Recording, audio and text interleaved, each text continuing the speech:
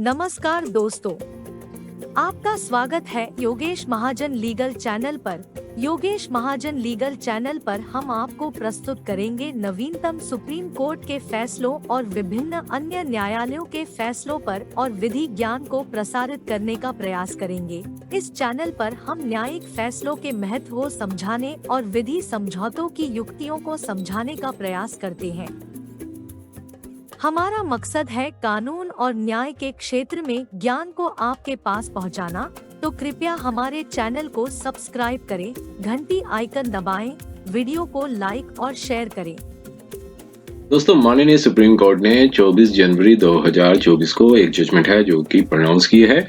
ये एक matrimonial dispute से रिलेटेड है। सिविल अपील नंबर ऑफ 2024 जो कि अराइजेस हुई थी स्पेशली पिटिशन सिविल 21139 ऑफ 2021 और इसमें जो अपीलेंट है वो एक हस्बैंड है और रिस्पोंडेंट है वो वाइफ है।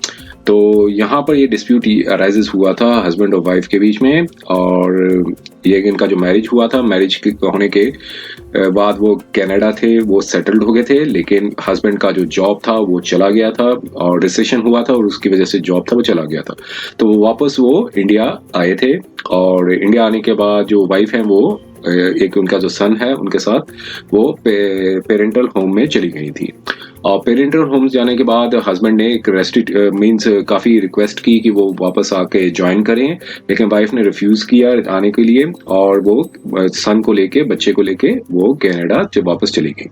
तो हस्बैंड ने फिर एक रेस्टिट्यूशन का जो केस था वो लगाया और नोटिस भी सर्व्ड हुए और उसके बाद लेकिन कोई मतलब फिर हस्बैंड ने सोचा कि अब मींस रेस्टिट्यूशन केस के काफ़ी लंबा स्पैन पीरियड हो गया है और वो ज्वाइन नहीं कर रही है, तो रेस्टिट्यूशन के केस को विड्रॉ करके और डाइवोर्स का जो केस था वो फाइल किया। लेकिन फैमिली कोर्ट ने जो पिटीशन थी वो खारिज कर दी, डिसमिस कर दी इस ग्राउंड पे कि हस्बैंड में जो क्रूल्टी वाइफ की साइड से कोई नहीं बनी है और चूंकि वाइफ ने इस केस में कॉन्टेस्ट नहीं किया था, हस्बैंड ने फिर आगे हाई कोर्ट में फैमिली कोर्ट के ऑर्डर को चैलेंज किया। हाई कोर्ट ने भी जो याचिका थी हस्बैंड की वो खारिज कर दी। फाइनली जो मैटर है वो सुप्रीम कोर्ट में गया और सुप्रीम कोर्ट ने क्या निर्णय दिया, तो आइए हम इसके कॉन्टेक्स्ट को देखते हैं और समझने की कोशिश करते हैं माननीय सुप्रीम कोर्ट ने क्या निर्णय दिया और क्या आधार बनाया और क्या लीगल प्रिंसिपल्स थे वो जो सेटल्ड हैं उस पर क्या डिस्कशंस की। इस जजमेंट के कॉन्टेंट्स को देखते हैं। तो इसके लिए देखिए, ये एक अपील थी, वो जजमेंट जो कि आई थी जो बॉम्बे हाई कोर्ट की, जो हाई कोर्ट ऑफ जुडिकेचर है उनकी जो जजमेंट है वहाँ पे जो है वो चैलेंज की थी। और यहाँ पर जो फैमिली मींस जो हाई कोर्ट ने जो ऑर्डर था मींस फैमिली कोर्ट का उसको कंफर्म कर दिया था। फैमिली कोर्ट का जो ऑर्डर था उसको कंफर्म कर दिया था और फिर इसमें जो फैमिली कोर्ट में क्या था कि हस्बैंड की जो पिटीशन थी उसको खारिज कर दिया गया था क्योंकि हस्बैंड ने डिग्री ऑफ डाइवोर्स था वो उसकी एक जो प्रेयर थी वो मांगी थी, फैमिली कोर्ट ने उसको खारिज कर दिया था और उस ऑर्डर के अगेंस्ट में हाई कोर्ट में गए थे। हाई कोर्ट ने भी उस पिटीशन को डिसमिस कर दिया था। अब ये पैरा नंबर 3 पे फैक्ट्स बताएं कि जो मैरिज थी अपीलेंट मींस जो हस्बैंड है और रिस्पोंडेंट जो वाइफ है वो 5 जनवरी 2004 को हुई थी आफ्टर हैविंग स्पेंट 8 years इन कोर्टशिप और दोनों इंडियन सिटीजन्स थे बाय बर्थ, लेकिन कनाडा की सिटीजन अक्वायर कर ली थी और फिर उसके बाद वो हैप्पीली मैट्रिमोनियल लाइफ कनाडा में मींस गुजार रहे थे।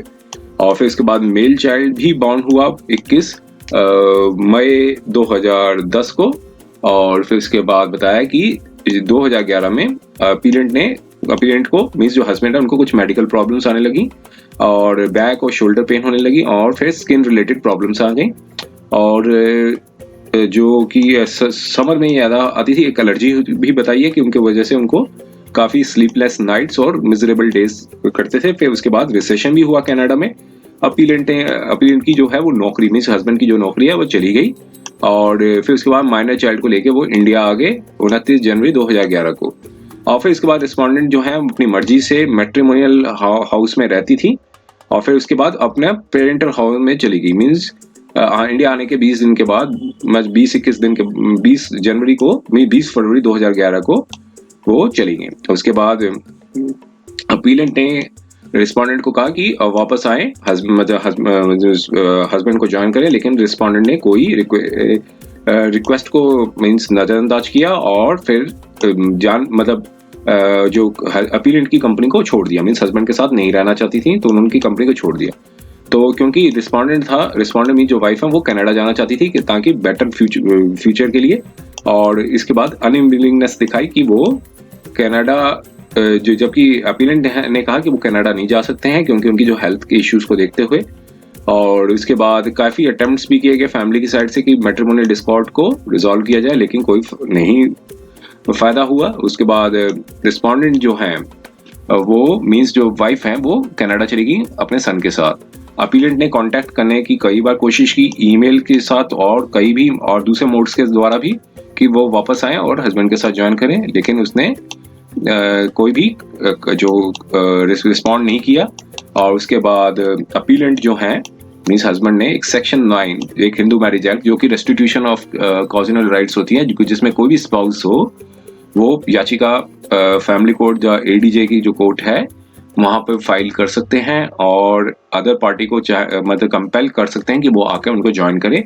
तो एक रेस्टिट्यूशन कॉजिनल राइट्स में एक सेक्शन 9 के अंदर एक याचिका दायर की जो कि अनकॉन्टेस्टेड रही रिस्पोंडेंट की साइड से, और जबकि रिस्पोंडेंट को जो नोटिस ड्यूली सर्व हो गया था। उसके बाद डेस्परेटली अपीलेंट ने याचिका को विड्रॉ कर लिया, मींस रेस्टिट्यूशन कॉजिनल राइट्स की जो पिटीशन थी उसको विड्रॉ कर लिया। और उसके बाद कि कहा कि आप कोई होप नहीं बची है रेस्टिट्यूशन की। फिर उसके बाद उन्होंने क्रूअल्टी की पिटीशन डाली, मींस डिवोर्स की जो पिटीशन डाली, जो उसमें डिवोर्स था वो क्रूअल्टी और डेजर्शन जो सेक्शन 13 सब पार्ट 1 सब पार्ट ए वो IA और IB के अंदर जो मेंशन है इंडियन मतलब हिंदू मैरिज एक्ट के अंदर, तो इसमें क्रूअल्टी और डेजर्शन का आधार पे ये याचिका डाली। अब पिटीशन जो है वो एक्स पार्टी प्रोसीड हुई सर, क्योंकि इस नोटिस था वो सर्व हो चुका था और रिस्पोंडेंट ने जो है वो ना ही कोई वकील खड़ा किया ना ही वो कोई इन पर्सन जो है वो आई। और प्लीडिंग्स और एविडेंस को देखने के बाद फैमिली कोर्ट ने हस्बैंड की जो पिटीशन थी उसे डिसमिस कर दिया और कहा कि कोई केस नहीं बनता है, एलिज क्रूअल्टी जो बताई अपीलेंट द्वारा वो नहीं साबित कर पाए हैं। उस ऑर्डर को चैलेंज किया फैमिली कोर्ट को अपीलेंट ने हाई कोर्ट में याचिका डाली और हाई कोर्ट ने भी हस्बैंड की याचिका को खारिज कर दिया, अपील के एप्लीकेशन को, और कहा कि कोई केस नहीं बनता है, इसलिए जो फैमिली कोर्ट का ऑर्डर को सही ठहराया। अब यहाँ पर फाइनली माननीय सुप्रीम कोर्ट में याचिका दाखिल की। शॉर्ट क्वेश्चन यहाँ पर कोर्ट ने ऑब्जर्व किया कि जो डिग्री ऑफ डिवोर्स है वो ग्रांट किया जा सकता है क्योंकि ये मैरिज जो है वो इरिवर्टेबल ब्रेकडाउन हो गई है। अब यहाँ पर जो कोर्ट ने यहाँ पर जो इशू उठाया था वो इरिवर्टेबल ब्रेकडाउन का उठाया कि मैरिज जो है कि जब लगे कि पक्ष दोनों का इरिवर्टेबल ब्रेकडाउन जो है वो कोर्ट तब अवार्ड करती है, सुप्रीम कोर्ट के पास पावर होती है, वो तब अवार्ड करती है जब लगे कि दोनों पार्टीज का अब रिकॉन्सिलेट करना जब वापस आना पॉसिबल नहीं है। तो यहाँ पर कोर्ट ने भी दोबारा एक नोटिस था वो रिस्पोंडेंट वाइफ को दिया 21 जनवरी 2022 को। रिस्पोंडेंट वाइफ को ड्यूली सर्व्ड हुआ। यहाँ पर दोबारा उन्होंने कोई अपीयरेंस नहीं दी, ना ही किसी एडवोकेट को खड़ा किया, मींस रिप्रेजेंट किया।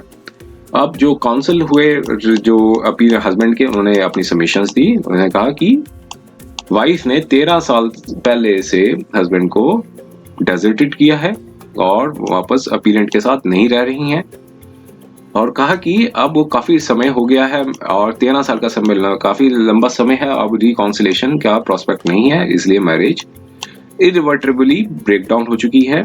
और कहा कि अगर अनकॉन्ट्रोवर्टेड एविडेंस को भी देखा जाए तो वो भी सब्सटेंशियली साबित करता है कि अपीलेंट को क्रूअल्टी के साथ, मेंटल क्रूअल्टी तो इसके साथ ट्रीट किया गया है वाइफ द्वारा, क्योंकि वाइफ ने ही हस्बैंड की कंपनी को छोड़ा है। और फर्दर ये सबमिशन दिया कि कंडक्ट जो है रिस्पोंडेंट का वो अपीलेंट के साथ नहीं रहना चाहती हैं, तो और कई जजमेंट्स थी उस पर भी रिलाई कराया।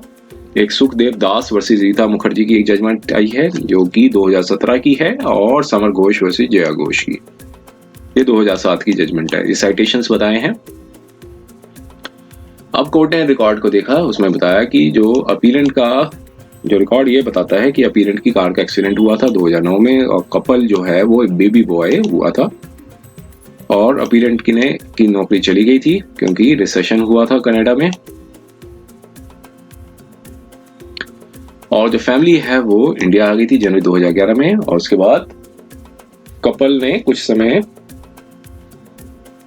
अपीलेंट की मदर के घर में बिताया 19 फरवरी 2011 तक। उसके बाद दोनों का कांटेक्ट लूज हो गया, मतलब कांटेक्ट जो है वो दोनों के साथ एक मतलब खो गया इनका और रिस्पोंडेंट ने मैट्रिमोनियल होम में आने से मना कर दिया। तो ये कंडीशन लगाई थी कि रिस्पोंडेंट ने मैट्रिमोनियल लाइफ को कहा कि रिज्यूम तभी कर सकते हैं अगर अपीलेंट अपनी फैमिली से अलग रहे और सेपरेट हाउस होल्ड में रहे। और लेकिन अपीलेंट की जो डिमांड थी वाइफ को वो नहीं पूरा कर सकते थे, इनेबिलिटी थी उनकी, तो उन्हें इसकी वजह से मैट्रिमोनियल होम में वो नहीं आई। और अब ये बताया कि जो प्रोसीडिंग्स इनिशिएट हुई थी रेस्टिट्यूशन कॉजनल राइट्स की, तो रिस्पोंडेंट ने अपीयर नहीं हुई थी, सबकी समन्स भी इशू हुआ था।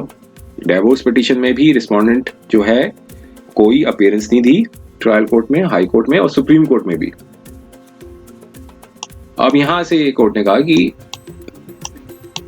रिस्पोंडेंट जो है वो कंटिन्यू नहीं करना चाहती है मैरिटल रिकॉर्ड की वजह से, मैरिटल डिस्कॉर्ड हो गया इनमें। और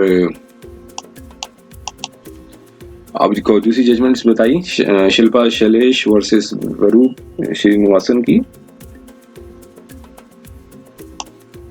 तो फैक्चुअल मैट्रिक्स क्या थे उस केस के कि इरिवर्टेबल ब्रेकडाउन हो जाता है तो माननीय सुप्रीम कोर्ट के पास 142 के अंदर पावर होती है कि वो इरिवर्टेबल देख सकते हैं।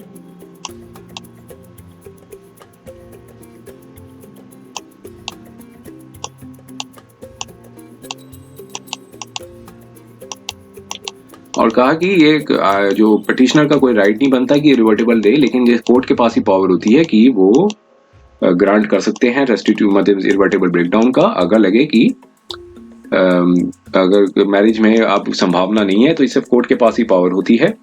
तो यहाँ पर देखा कि प्रेजेंट प्रोसीडिंग्स में कि अपीलेंट ने सेक्शन 9 के अंदर लगाई थी एप्लीकेशन, रिस्पोंडेंट नहीं हुई समन्स पे और प्रेजेंट डिवोर्स प्रोसीडिंग में भी ट्रायल कोर्ट में भी नहीं आई। तो यहाँ पर कोर्ट ने कहा कि ऐसा लगता है कि वो मैरिटल कोर्ट को नहीं करना चाहती हैं और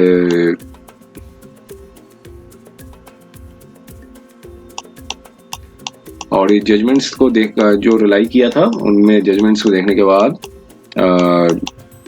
इसको केस में आए तो फिर कहा कि ये प्रेजेंट केस जो है वो फिट केस है आर्टिकल 142 के अंदर का, जो सिर्फ माननीय सुप्रीम कोर्ट के पास ही पावर है कि क्या वो इरिवर्टेबल ब्रेकडाउन दे सकते हैं। तो यहाँ पर कहा कि पार्टीज जो हैं फरवरी 2011 से लग रही हैं, उनके बीच में कोई कांटेक्ट नहीं है, 13 साल हो चुके हैं। रिस्पोंडेंट जो है वो समन इशू होने के बाद भी नहीं आई, आपको लगता है कि कोई कंटिन्यू करने में इंटरेस्टेड नहीं है। तो यहाँ पर कोर्ट ने कहा कि हमें नहीं लगता, कोई हेजिटेट नहीं करते हैं कि इसको इरिवर्टेबल ब्रेकडाउन के आधार पर इस मैरिज को डिसॉल्व कर दें और यहाँ पर अपील अलाउ कर दी और मैरिज को 142 इंडियन मतलब कॉन्स्टिट्यूशन के अंदर इसको डिसॉल्व कर दिया। तो ये जजमेंट आई थी 24 जनवरी 2024 को। उम्मीद है कि यह वीडियो आपको पसंद आया होगा। अगर आपने अभी तक हमारे चैनल को सब्सक्राइब नहीं किया है तो कृपया इसे सब्सक्राइब कर ले और बेल आइकन दबाकर नोटिफिकेशन प्राप्त करें ताकि आप हमारे नए वीडियो से अपडेट रह सकें। अगर आपको यह वीडियो पसंद आया हो तो कृपया लाइक करें और अपने दोस्तों के साथ शेयर करें। हमारे चैनल पर आपको न्यायिक मुद्दों, कानूनी सलाह और कानूनी अपडेट्स के बारे में नवाचारिक और महत्वपूर्ण जानकारी मिलेगी। हमारे साथ बने रहें क्योंकि योगेश महाजन लीगल आपके कानूनी सवालों का सहायक है।